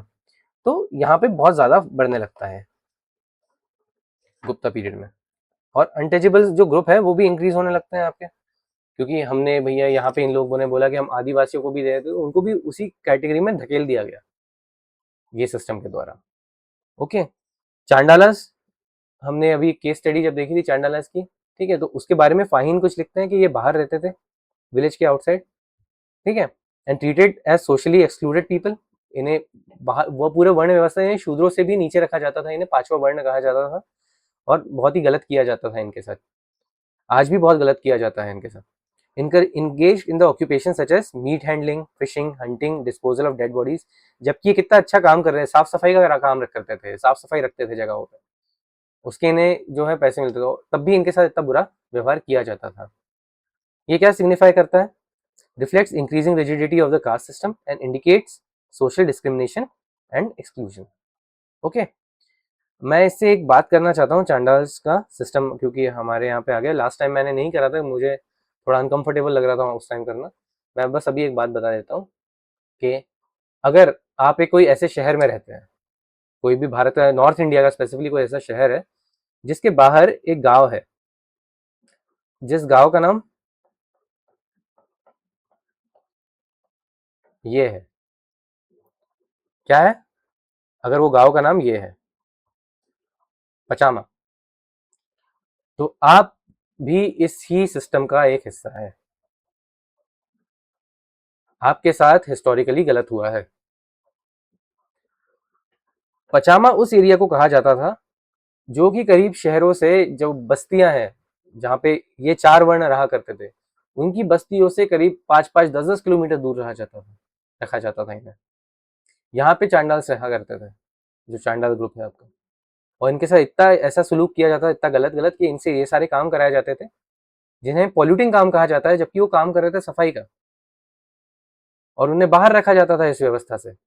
पैसे कमाने के मौके अगर तुमको चाहिए तो तुमको यही काम करना पड़ेगा, अगर भले ही तुम्हारी इच्छा हो या ना हो, और आप शहर से बाहर रहेंगे, इस जगह पे रहेंगे आप, और उनके नाम पे डेडिकेटेडली गांव बना दिया गया कि तुम लोग सब लोग यहीं रहोगे। अब सोचिए आप कि सोशली कितनी गलत बात है, ठीक है? तो अगर आपके शहर या गांव के पास ये भी कुछ है जगह, तो आप इसी हिस्सा इसका एक हिस्सा रहे हैं, ठीक है? तो सोचिएगा इस बात को। फाहीन्स अकाउंट ऑफ सोसाइटी, फाहीन, फाक्शियन भी बोलते हैं इन्हें, ठीक है? तो चाइनीज बुद्धिस्ट पिलग्रिम थे ये, जो कि चंद्रगुप्त टू के टाइम आए थे भारत में। तो ट्रैवल कहाँ किया था इन्होंने? मथुरा, पाटलिपुत्र, मगध, ये जगह ये घूमने गए थे। ऑब्जर्वेशन क्या था इनका मगध में कि प्रॉस्परस है, डेंसली पॉपुलेटेड है, और फ्लरिशिंग सिटी है। ओके, चैरिटी के बारे में कुछ बोला कि वेल्दी पीपल जो है वो चैरिटेबल होते हैं। बुद्धिस्ट इंस्टीट्यूशन जो थे वहाँ पे काफी डोनेशन मिलते थे, अभी गिल्ड्स भी देते थे। अमीर जो आपके जो दान कर सकते थे वो लोग देते थे, अमीर लोग। सोशल कंडीशंस की बात करते हैं तो social society was peaceful, people followed moral and religious principle, ये बात भी बोलते हैं फाइन। चांडालस की ये बात करते हैं कि लिव्ड आउटसाइड सेटलमेंट, ये वाले जो आउटसाइड सेटलमेंट है यही है जो मैं बात कर रहा था, यही वाला है आपका आउटसाइड सेटलमेंट, यही वाला, ठीक है। एंड कंसिडर्ड अनटचेबल्स, ये एक फॉरेनर आके लिख के जा रहा है, ठीक है। इंपॉर्टेंस क्या है इनके अकाउंट का? ये फर्स्ट हैंड इन्फॉर्मेशन प्रोवाइड कर रहे हैं हमें, आंखों देखी बात है ये, बिल्कुल जो उन्होंने देखा वही उन्होंने लिखा। Important source of understanding social and cultural life, इससे हमें एक डायरेक्शन मिल जाता है कि हम देख सके कि हाँ गुप्ता पीरियड में ऐसा हुआ करता था। ऑलराइट गाइस, अब हम ये हमारा इस पर्टिकुलर टॉप चैप्टर का जो लेक्चर है इसका लास्ट पॉइंट है, रिलीजन की बात कर लेते हैं थोड़ा, कि धर्म किस तरीके से डेवलप हुआ, यहाँ पे जो ब्राह्मणिकल इन्फ्लुएंस हमें देखने को मिलता है वो किस तरीके से हुआ, तो हम उसकी बात कर लेते हैं थोड़ी सी। तो इसको गोल्डन एज ऑफ हिंदुइज्म कहा जाता है, है ना, इस पीरियड को। Hinduism emerge as a dominant religion under the Gupta patronage. Buddhism और जैनिज्म हट चुके थे, जो आपके अदर हेटेरोडॉक्स रिलीजन थे वो भी हट चुके थे, आजीविका, चरवाक, ये सब हट चले गए सारे। Buddhism gradually lost royal patronage, though it is continued to exist and flourish in several regions. पर हमें तब भी आर्ट देखने को मिलता है, मथुरा स्कूल ऑफ आर्ट, और फिर हमें सारनाथ स्कूल ऑफ आर्ट का डेवलपमेंट देखने को मिलता है इस समय पे। बाकी जो आपके चल रहे थे अमरावती और गांधार, वो भी लगभग लगभग चल ही रहे थे थोड़े थोड़े, लेकिन अब इतना इन्फ्लुएंस नहीं बचा था उनका। अब जो है इस रीजन में मथुरा स्कूल ऑफ आर्ट और सारनाथ स्कूल ऑफ आर्ट ज्यादा इवॉल्व हो रहे थे। जैनिज्म भी चल रहा था, ठीक है, विदाउट प्रोसिक्यूशन, कुछ भी दिक्कत नहीं थी। Gupta rulers generally followed a policy of religious tolerance. धर्म के खिलाफ ये इनका कोई समस्या नहीं था, ये खुद भले ही ब्राह्मणिकल रिलीजन फॉलो करते थे, हिंदू धर्म सनातन धर्म फॉलो करते थे, लेकिन इनका बुद्धिज्म या जैनिज्म से कोई तकलीफ इन्हें नहीं थी। The term Hindu was not use during the Gupta period, it came into use later when the Arabs referred to the people beyond the river, referred to the people living beyond the Indus River. Sindhu नदी के उस तरफ रहने वाले लोग हिंदू, इस तरीके से, और हिंदुस्त ही नाम पड़ा था ये सब। राइज ऑफ हिंदुइज्म, इसलिए मैंने डिस्क्लेमर दे दिया है कि आप समझिए कि यानी एक तरीके से राइज होता है, जो हमारा मॉडर्न डे हिंदुइज्म है वो हमें यहाँ से देखने को, यहाँ से उसकी शुरुआत देखने को मिलती है कि मंदिर जाना और शिव की पूजा करना और ज्योतिर्लिंग वाला सिस्टम, दश अवतार वाला सिस्टम, माता का सिस्टम, ये सब यहाँ से शुरू होता है। इसके पहले ये सिस्टम नहीं था। हिंदू धर्म का मतलब पहले के समय में जो अर्ली होता था वो आपका दान धर्म, बलि करना, बलि देना जरूरी होता था, और तीसरा यज्ञ करना। तो Hinduism received strong support from Gupta rulers, और जो रिलीजियस प्रैक्टिस थी ये ऑर्गेनाइज होने लग गई अच्छे से और पॉपुलर होने लग गई कुछ कुछ। विष्णु, शिव, शक्ति, इनकी पूजा होने लग गई, ठीक है। This period witness growth of temple worship, ये इंपॉर्टेंट है। आइडल वर्शिप, ये इंपॉर्टेंट है। कंपाइलेशन ऑफ पुराण्स, ये भी इंपॉर्टेंट है आपका पॉइंट, और भक्ति ट्रेडिशंस की शुरुआत, ये भी पॉइंट इंपॉर्टेंट है। पूरा का पूरा ये सेक्शन इंपॉर्टेंट हो जाता है, इसलिए अपने आप में एक मेंस का आंसर रेडी कर सकता है एक सेक्शन। तो वैष्णविज्म, तो विष्णु की वर्शिप जो है इमर्ज होती है यहाँ से। Vishnu emerge as the most popular deity during the Gupta period and was regarded as the preserver of universe, protector of dharma and guardian of varna system. Important text कुछ आते हैं, जैसे विष्णु पुराण आया इस समय पे, ठीक है, विष्णु स्मृति आई, भगवत गीता और कृष्ण वर्शिप जो हमें देखने को मिलती है। महाभारत का एक हिस्सा है भगवत गीता, लेकिन उसका emergence as a specific text यहाँ पे देखने को मिलता है हमें। This Bhagavad Gita gained immense popularity during this period, and it emphasized on devotion, performance of duty, dharma, and righteous conduct. Teachings क्या है कि भैया हमें क्या मिलती है भगवत गीता से, लॉर्ड कृष्ण के लिए डिवोटेड रहो, आप ड्यूटीज परफॉर्म करो, ठीक है, कर्मण्यवाधिकारस्ते मा फलेषु कदाचन, जो है ड्यूटी फॉलो करने के लिए बोलता है, कर्म करो फल की चिंता मत करो, दैट, ठीक है। Importance of selfless action, same आपका जो श्लोक है वही। अवतार का कॉन्सेप्ट आता है, अवतार का कॉन्सेप्ट जो है और आगे डेवलप होता है, जैसे हम वराह अवतार का बहुत पॉपुलर होते हैं इस समय पे। ईरन में बोर स्टैचू भी है, और आपके उदयगिरी केव्स में आप जाएंगे तो वराह का अवतार भी है, हम नीचे इमेज भी देखेंगे उनकी। The believe that Vishnu descends earth in different forms and protect धर्म एंड ह्यूमैनिटी। यदा यदा ही धर्मस्य ग्लानिर्भवति भारत अभ्युत्थानम् अधर्मस्य तदात्मानं सृजाम्यहम्। तो वो वाली जो बात है, वो वाला जो पूरा आपका श्लोक है, वो यहाँ से आपको गीता से ही मिलता है, गीता के इसमें ही है वो, महाभारत का हिस्सा है वो भी एक, तो वहाँ से हमें ये श्लोक मिलता है। तो ये बताता है, जस्टिफाई करता है कि भाई अवतार होते हैं, दशावतार का कॉन्सेप्ट और इमर्ज होके आता है स्ट्रांगली, नए नए अवतार आना शुरू होते हैं, क्योंकि हम पुराण लिख रहे हैं अब, तो भविष्य पुराण में आपका बुद्ध अवतार आएगा, कल की पुराण या भागवत पुराण में आपका कल की अवतार देखने को मिलेगा आपको। तो ये नए आपके अवतार जुड़ते चले जाते हैं विष्णु के साथ। The doctrine of Vishnu's 10th incarnation Dashavatara became increasingly popular. Okay, purpose क्या था इसका? कंट्रोल था इसका पर्पस बेसिकली। आज भी हम ये क्यों मान के चलते हैं कि कलयुग आए, कलयुग चल रहा है और एक दिन ऐसा आएगा जिस दिन ये तकलीफें जो हम अभी सह रहे हैं ये इतनी बढ़ जाएंगी, इतनी इतनी बढ़ जाएंगी कि भैया विष्णु जी को अवतार लेना पड़ेगा वो सब ठीक करने के लिए, हम ये मान के चलते हैं ना। यानी ऐसे ही फेजेस पहले आ चुके हैं हिस्ट्री में, और आने आने वाला हम ये एक होप लेके चलते हैं कि ऐसा एक फेज वापस आएगा। तो इसलिए ये जो है ये अच्छाई, अगर वो बोलता है कि आप अच्छे काम करो तो शायद ऐसा फेज ना आए आपके जीवन काल में, तो ये कंट्रोल का एक कंडीशन है। तो प्रोटेक्ट करता है राइचियसनेस को, ईविल डिस्ट्रॉय करता है इसका आइडिया, और मॉरल ऑर्डर मेंटेन रखता है। अब अगर मैंने बोल दिया कि ऐसा होगा और तुम्हारे साथ गलत हो जाएगा, तुम किसी और के साथ गलत करोगे, तो आदमी कंट्रोल में रहेगा, गलत काम नहीं करेगा। पॉपुलर अवतार क्या है आपके इस समय? एक मिनट।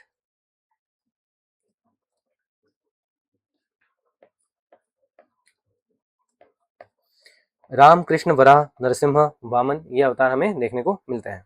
ठीक है। उदयगिरी केव्स, ये आपका विदिशा के पास है। ठीक है। Udayagiri caves is different from Udayagiri Khandagiri caves, याद रखिएगा ये आप। उदयगिरी केव्स विदिशा में है, ये एक इंपॉर्टेंट गुप्ता पीरियड का आपका टाइम है। यहाँ पे आपको वराह पैनल मिलता है, ये आपका वराह पैनल है। ठीक है, मैं आपको एग्जाम दिखा देता हूँ। इतनी बड़ी वराह की मूर्ति है, ये भूदेवी है। ठीक है, तो ये आपको पूरा का पूरा यहाँ पे देखने को मिलता है, उदयगिरी वराह स्कल्पचर। शैविज्म, ये भी पॉपुलर होना शुरू होता है। Shiva was another major deity worship during the Gupta period और some Gupta rulers were also followers of Shaivism. Shiva को मानते थे ये लोग। Shiva was worshipped as destroyer, regenerator and supreme ascetic. ठीक है, योगी, आदि योगी वाला सिस्टम है वो यहाँ से शुरू होता है शिव जी का। और डेवलपमेंट क्या हुआ इसमें? Shaivism gained increasing popularity during the later Gupta period and temples and images dedicated to Shiva became more common. Deogarh temple वो देखते हैं हम। ठीक है, तो ये जैसे यहाँ पे दशावतार टेम्पल है एक देवगढ़ का, यहाँ पे भी हमें शिव मूर्ति मिली है। तो इस तरीके से हमें बहुत सारी जगह मिलती है। विष्णु मंदिर की एक बात कही जाती है कि विष्णु मंदिर शिवलिंग के बिना अधूरा है। ठीक है, तो ऐसी बात होती है। तो ये सब चीजें कनेक्ट होने शुरू हो गई थी, बेसिकली कहानियां जो है वो जुड़ना शुरू हो गई थी। शक्तिइज्म का भी हमें देखने को मिलता है, जो वर्शिप ऑफ गॉडेस है। तो फीमेल डिटीज की जो पूजा है वो शुरू होती है यहाँ पे। शक्ति का फॉर्म बोला जाता है इन्हें, पुरुष और शक्ति, जैसे हमने डिस्कस कर चुके हैं हम। और कल्ट ऑफ मदर गॉडेस जो है, जो कहाँ से चल रहा है, हमने नोटिस किया था ये हड़प्पन टाइम से चल रहा है। कल्ट ऑफ मदर गॉडेस वो कंटिन्यू रहता है। भक्ति मूवमेंट का कुछ इमरजेंस देखने को मिलता है इस समय। क्या कि डिवोशनल वर्शिप जो है, भक्ति करना, कीर्तन करना, संकीर्तन करना, नाम लेना, डांस करना भगवान के लिए, और गुट में जुड़ के आप जो भजन करते हैं वो सब चीजें इवॉल्व होना शुरू होती हैं इस समय से। तो bhakti, personal devotion to a deity became increasingly popular and offered a simpler alternative to elaborate Vedic rituals. Major bhakti traditions क्या थे? जो शैविज्म और वैष्णविज्म है, ये एक्चुअली भक्ति ट्रेडिशन ही है एक तरीके से। तो ये दोनों इस समय इवॉल्व हुए। ठीक है, सिग्निफिकेंस क्या है इसका? तो इंक्रीज पार्टिसिपेशन दिखाता है रिलीजियस लाइफ में। पहले अगर मान लीजिए आप एक यज्ञ करने लायक नहीं है, आपके पास इतनी कैपेसिटी नहीं है कि आप यज्ञ कर सकें या बलि दे सके, तो आप भगवान से आपका कोई इंटरेक्शन नहीं है, आप ये एक्सेप्ट कर लीजिए। लेकिन अब ये बहुत आसान है, मैं मंदिर जा सकता हूँ। ठीक है, मैं भगवान को माला चढ़ा सकता हूँ अपने हाथों से बनी हुई है, मैं उनको भोग लगा सकता हूँ, अपने हाथ से बना हुआ खाना खिला सकता हूँ। इस तरीके की चीजें इमर्ज होती हैं। मैं उन्हें कुछ दान कर सकता हूँ, मैं कुछ सिक्के दान पत्र में डाल सकता हूँ, इस हिसाब से मैंने कुछ अपना हिस्सा उन्हें दे दिया। इस तरीके से ये चीजें धीरे धीरे इवॉल्व हुई। Allowed wider sections of society to engage in worship, contributed to the popularity of Krishna and Vishnu worship. ये सारी चीजें और आगे बढ़ती हैं। Temple worship and idol worship, ये दोनों साथ में चलते हैं, क्योंकि मूर्ति बेसिकली लगाई जाती थी टेम्पल्स में। घर में मूर्ति बनाना इतना आसान नहीं था, प्लास्टर ऑफ पेरिस की मूर्तियां तो मिलती नहीं थी। तो मूर्ति बनाने वाला एक मूर्तिकार होगा जो कि पत्थर को तराश की मूर्ति बनाएगा, जो कि ऑब्वियसली महंगी होगी। तो उन मूर्तियों को कहाँ लगाया जाएगा? एक कॉमन एरिया में लगाया जाएगा, जो कि मंदिर होगा। वहां पे जाके लोग पूजा करेंगे। ठीक है, अब ये किसके हिसाब से होगा? जो भी पेट्रन होगा, जो भी चाहेगा कि मान लीजिए मेरे पास बहुत पैसा है, मैं चाहता हूँ कि मैं यार एक शिव जी की पूजा करना चाहता हूँ, तो मैं एक शिव मंदिर बनाऊंगा जहाँ पे मैं तो एक्सेस करूंगा ही उसको, और मैं चाहूंगा कि जो कम्युनिटी है वो भी एक्सेस कर सके उसको। एक गरीब आदमी अपने घर पे मूर्ति नहीं रख सकता था उस समय, लेकिन एक अमीर आदमी मंदिर बनवा के मूर्ति लगवा सकता था, स्टेट मूर्ति लगवा सकता था। तो इस तरीके से आइडल वर्शिप और टेम्पल वर्शिप शुरू होती है। Growth of temples, temple worship became a prominent feature of Hinduism इस समय से। ठीक है, और स्ट्रक्चरल टेम्पल्स जो है ये इमर्ज होना शुरू होते हैं। पहली बार हमें एक ऐसा स्ट्रक्चर दिखता है जो कि मंदिर के आकार का है। आइडल वर्शिप की कहानी भी है यहाँ पे। Images of God and goddesses were installed in temples and idol worship became an integral part of religious practices. इसमें फिर हमें गर्भगृह दिखता है, सेंक्टम सेंक्टोरम, जहाँ पे भगवान की मूर्ति स्थापित की जाती है। The innermost sanctum of a temple where the principal deity was placed, जिसका मंदिर है। फिर आजू बाजू बाजू आप छोटे छोटे मंदिर या छोटे छोटे कोई दूसरे सेकेंडरी डेटीज बोलते हैं हम जिन्हें, आर्ट एंड कल्चर की अगर हम बात करेंगे उसमें अगर हम बोलेंगे तो सेकेंडरी डेटीज होती है। एक प्राइमरी डेटी होती है, एक सेकेंडरी डेटी होती है।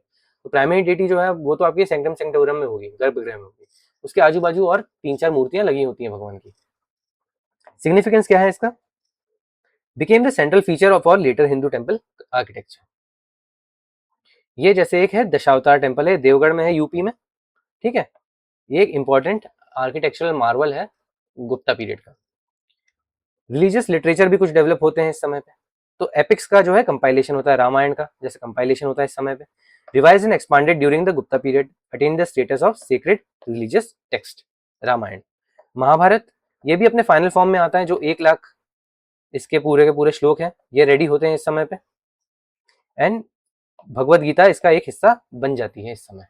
इसके पहले जो था, हम जया या भरत संहिता जब देखते हैं तो वहां पे भगवत गीता इसका हिस्सा नहीं है। जो कृष्णा का सार है आपके महाभारत युद्ध में, उसको वो इसका हिस्सा नहीं है। जब लेकिन ये अपने फाइनल फॉर्म में आती है, अब भगवत गीता इसका हिस्सा बन चुकी है, क्योंकि अब इतने श्लोक इसमें जुड़ चुके हैं आगे। पुराण जो है, तो काफी सारे पुराण जो है ये कंपाइल होते हैं इस समय पे, विष्णु की भक्ति वाले जितने हमने देखे, जिनमें अवतारों का वर्णन है। शिव पुराण आता है इस समय पे, शिव जी के बारे में बात हो रही है। स्कंद पुराण आता है इस समय पे, शिव जी के जो पुत्र हैं स्कंद, उनकी बात हो रही है। ये सारी चीजें आती हैं आगे। तो इसमें क्या क्या है, इसमें मिथ्स थी, जीनोलॉजीज, कॉस्मोलॉजी, रिलीजियस टीचिंग, कहानियां वगैरह, ये सब बातें इसमें बताई जाती हैं। स्मृतियों का कुछ डेवलपमेंट हुआ, जो कि लॉ बुक्स है आपकी, इनका भी डेवलपमेंट होता है। ये सोशल, रिलीजियस और लीगल ड्यूटीज हमको डिस्प्ले करती हैं, और इसके कारण वर्ण सिस्टम जो है ये अपने चरम पे पहुंच गया। अब इसमें क्लियरली लिखा हुआ है कि ये वर्ण जो है ये बुरे हैं, ये वर्ण जो है ये अच्छे हैं। बहुत सारी हम स्मृतिज देखते हैं ऐसे, जिसमें बहुत सारे गलत बातें या ये जो है चीज़ें, इनके लिए मैं समर्थन करता हूँ इसका, ना मैं खंडन करता हूँ इसका। अब क्योंकि मैं एक हिंदू हूँ तो मैं बोलूँगा कि भैया ये जो चीज़ें हैं, ये हो सकता है कि उस समय के हिसाब से सही हो, इसलिए लिख दी हो किसी ने, लेकिन आज के समय के हिसाब से भी अगर वो चीज़ें लिखी हुई हैं और वो चीज़ फॉलो हो रही है, लिखी हुई है वो तो बात की बात है, लेकिन वो चीज़ें अगर फॉलो हो रही है तो वो गलत बात है। ठीक है। रिलीजियस सेक्रीफाइसेस, सम गुप्ता रूलर्स परफॉर्म वैदिक सेक्रीफाइसेस।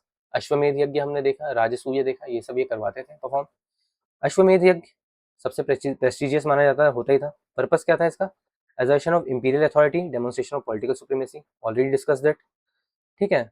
और डिफरेंस क्या था इसका वैदिक एज के साथ, जो यहाँ का जो ब्राह्मणिज्म, जो ब्राह्मणिकल रिलीजन था जो इस समय का, जो ये हिंदू रिलीजन डेवलप हुआ, इसका ये वो वैदिक रिलीजन जो था उस समय का, वैदिक एज वाला, उससे क्या डिफरेंस है। तो sacrifices were not a frequent as Vedic times. जो वहां पे आपको हर बात पे अग्निहोत्र करना ही था, आपको यज्ञ में आहुति देनी ही थी उस समय वैदिक एज में। यहाँ पे वो सिस्टम नहीं था, मंदिरों का सिस्टम शुरू हो गया था, मंदिर जाके काम हो जाता था। भक्ति and temple worship became a more prominent. ये सारी चीजें उस समय अवेलेबल नहीं थी। आपसे भगवान का नाम लेके आप उन्हें खुश नहीं कर सकते थे। ठीक है। ना ही आप किसी पर्टिकुलर जगह पे जा सकते थे फ्री ऑफ कॉस्ट। अगर आपको भगवान से इंटरेक्शन चाहिए है तो आपको एक इंटरमीडियरी लगेगा जो कि प्रीस्ट होगा, वो आपकी पूजा करवाएगा, यज्ञ करवाएगा। ठीक है। आप उसके यजमान बनेंगे, आप उसे दान देंगे, दक्षिणा देंगे, तब आपका इंटरेक्शन कंप्लीट होगा गॉड के साथ, एक पूरा का पूरा रिचुअल और एक पूरी सेक्रीफाइस प्रैक्टिस कंप्लीट करने के बाद। ये यहाँ पे खत्म हो जाता है सीन। ठीक है। अब हम देखेंगे कि बुद्धिज्म का क्या हुआ। बुद्धिज्म अपने डिक्लाइन मोड में जा चुका था यहाँ पे। Buddhism no longer enjoyed the level of royal patronage it had received under Ashoka and the Kushans. वहां से पूरी तरह से अब ये जो है पार्ट हट चुका था बुद्धिज्म का, ना महायाना ना कुछ, इतना बढ़ ही नहीं रहा था। However it remained an important religion. क्यों? क्योंकि अभी भी नालंदा प्रेजेंट था, जो कि एक्चुअली बुद्धिस्ट मोनेस्ट्री है। बाकी आपके जो स्तूपास वगैरह है उनका जीर्णोद्धार हो ही रहा था। जो आपके ये नए चैतियास बसादीस है ये एग्जिस्ट करते थे। कल्चरल इंटरेक्शन हो ही रहा था हमारा बाहर के देशों के साथ, तो ट्रैवलिंग भी हो रही थी इन मॉन्क्स की और इन सब की, तो ये रिलीजन तो फैल रहा था। इंडिया में इन पर्टिकुलर अब जो लोकल लेवल है, जो बेस है, ग्रास रूट लेवल है, जो गांव है एक, वहां पे आपको ये सारी चीजें अब देखने को नहीं मिली थी। ये कुछ इंपॉर्टेंट सेंटर्स वगैरह में ही रह गया था। एविडेंस क्या मिलता है, फाहीन बताता है कि एग्जिस्टेंट और reported existence of flourishing Buddhist monastery.